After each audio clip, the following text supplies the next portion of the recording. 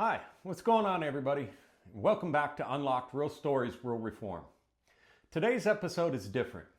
This conversation is directly for the correctional officers, the COs, the sergeants, the lieutenants, the staff, the people who walk into those prisons every single day.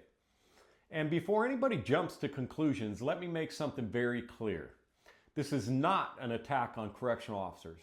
This is not a whistleblower episode. And this is not me trying to expose officers. Actually, it's the opposite. I want officers to know that I see you, I hear you. And after spending 18 and a half years incarcerated inside the Arizona Department of Corrections, I understand more than most people on the outside will ever just know how hard your job really is. Because while incarcerated, I watched officers struggle too. I watched officers work doubles. I watched officers get burned out. I watched officers mentally exhausted. I watched good officers become hardened because of the environment. I watched officers trying to do the right thing inside a culture that often makes doing the right thing very difficult. And I also saw something else. I saw officers who genuinely cared. I saw officers who treated inmates like human beings. I saw officers who tried to calm situations instead of escalating them. I saw officers who protected inmates from violence. I saw officers who cared about rehabilitation. And I saw officers who wanted people to leave prison better than they came in. And I think society forgets something very important. Correctional officers are human beings too. And most people outside prison have absolutely no idea what correctional officers deal with every single day. They think it's just sitting behind a desk or walking around a yard, but they don't understand the stress. They don't understand the constant tension. And they don't understand being surrounded by violence, manipulation, mental illness, addiction, those overdoses, gang politics, the emergencies and suicides, and the chaos every single day. They don't understand staffing shortages. They don't understand mandatory overtime. They don't understand working 16-hour shifts.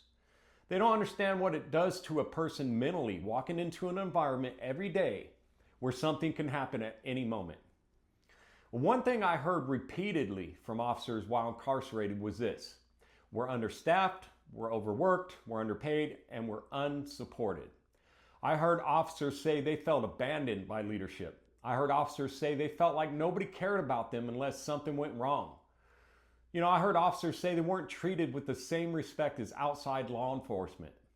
And whether people want to acknowledge it or not, correctional officers are law enforcement. They work inside one of the hardest environments imaginable. And many are doing it while sacrificing time with their families, damaging their mental health, carrying stress most people would break under. Now, I also want to speak honestly about the culture, because reality is this. The prison environment affects everybody inside: the inmates, the staff, administration, families. I'm saying everybody. And over time, prison culture can become toxic for everyone involved. When facilities are understaffed, when violence increases, when drugs flood institutions, when officers are burned out, and when inmates lose hope, the environment itself becomes survival-based instead of rehabilitation-based. And that culture can harden people. I watched officers come in wanting to help and over time become emotionally numb. Not because they were bad people, but because constant exposure to negativity changes people. And that's why reform matters, not just for inmates, but for officers as well. Because safer environments benefit everybody. Real rehabilitation benefits everybody. Reduced violence benefits everybody. Having that mental health support benefits everybody. More staffing obviously is going to benefit everybody. Better policy benefits everybody. And one thing I want officers to understand is this: you don't have to carry all of this alone. If there are any correctional officers watching this right now, I want you to hear me clearly. I am not your enemy. I am not anti-CO. I'm not trying to attack you, and I'm not trying to expose you. I'm not trying to divide officers and inmates. And actually, I think division is part of the problem, because after being incarcerated nearly 2 decades, I realized something important. Most officers and most inmates actually want many of the same things: the safer environments, the less violence, less drugs, more stability, more structure in the environment, which brings more accountability and more rehabilitation, ultimately bringing more hope. And most officers do not wake up wanting chaos. Most officers don't want overdoses. They don't want stabbings or riots. Most officers don't want to constantly have to be responding to emergencies. I believe most officers would rather work in an environment that is calm, structured, safe, and productive. And many inmates want the same thing. And that's why I'm extending my hand to correctional officers directly, not as an adversary, but as somebody who lived on the other side of the bars and understands the reality from both perspectives. I want officers to know they can reach out to me, not to whistleblow, not to violate policy and not to attack administration, but to have real conversations about solutions, because officers have ideas too. Officers know or feel they know what's broken as well. Officers know what reform is needed. And if we're serious about changing the system, then officers deserve a seat at the table. One of the biggest mistakes we make in criminal justice reform is talking about correctional officers instead of with correctional officers. How can meaningful reform happen without including people working inside these institutions every single day? If we want safer prisons, we need officers' input. If we want better rehabilitation, we need the officers' input. If we want lower recidivism, we need the officers' input. And I mean that out here, not amongst their selves. If we want realistic policies, we need the officers' input. And I believe there are reforms we can push for together, for better staffing, for better training, for mental health support for officers, for more rehabilitative programming, the drug treatment units, the safer housing structures. What we need is incentive-based rehabilitation systems. We also need to improve communication between staff and inmates.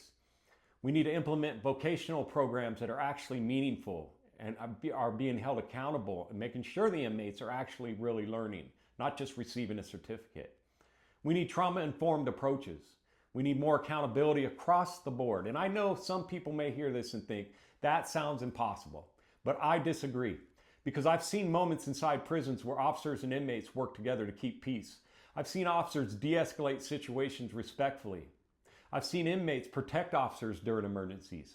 I've seen humanity inside places where society assumes none exists. That's why I still believe change is possible. To every correctional officer listening, thank you.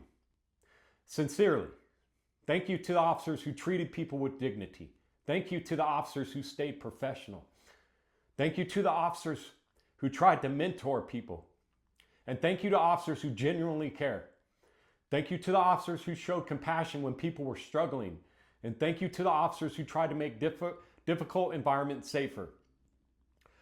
And to the officers who are burned out, who are exhausted, overwhelmed, and frustrated, I hear you too. You matter too. Your mental health matters as well. Your voice matters. And reform should include helping you as well. At the end of the day, this isn't about choosing sides. This is about improving outcomes for everybody, for public safety, for officer safety, for inmate rehabilitation. We need family stability to be able to lower the recidivism so we can have safer communities and better institutions. And I believe those things only happen when people stop screaming at each other and finally sit down at the same table together. So to any correctional officer willing to have real conversation, share ideas, and help push meaningful reform in public policy, my door is open. This movement is not about hate, it's about solutions. And I want you all to know that, and I mean that from my heart. This is Unlocked, Real Stories, Real Reform. I'm Stephen Barger, and I'll see you on the next episode.